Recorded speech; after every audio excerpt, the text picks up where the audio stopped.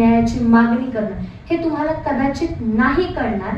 त्यामुळे मी अशा शब्दांचा उच्चार इथे करणार नाही.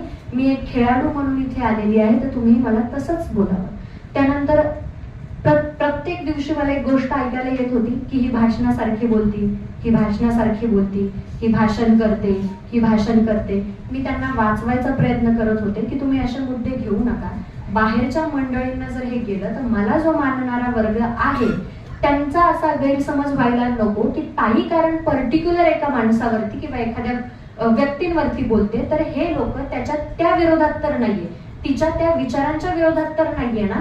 म्हणून मी त्यांना नेहमी आणि वेळोवेळी सजग करत गेले की तुम्ही भाषणाचा मुद्दा घेऊ नका, तुम्ही मला भाषणावरती बोलू नका. मी तुम्हाला अजूनही एकदा सांगते की मी बाहेरच्या गोष्टी बोलणार नाहीये, कारण तुम्हाला त्या कळणार नाही. घरातल्या एका सदस्याने मला बोललं गेलं की तू खूप ओव्हर एक्सप्लेन करते.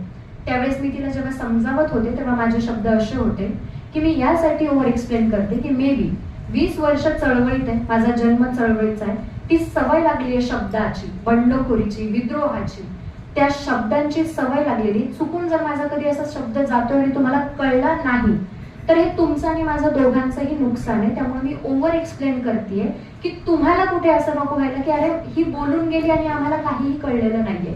त्यामुळे मी ते ओव्हर एक्सप्लेन करत गेले. माझा दुसरा मुद्दा असा आहे, जनतेला मी काय बोलले याची जबाबदारी अजूनही मी ठामपणे घेते आणि मरेपर्यंत घेत राहील.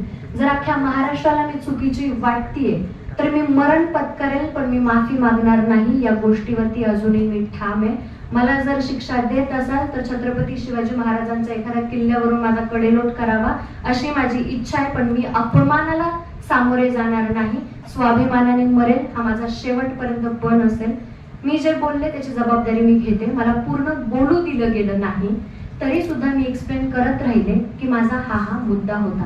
त्यानंतर मी बिग बॉसला एक्सप्लेनही केलं की मला एखाद्या व्यक्तीला टार्गेट करणं किंवा एखाद्याचं सगळंच हलवून टाकणं माझ्यासाठी 2 सेकंदाची गोष्ट आहे, कारण शब्दांची हेरफेर आणि शब्दांची गंमत मला चांगलीच कळते.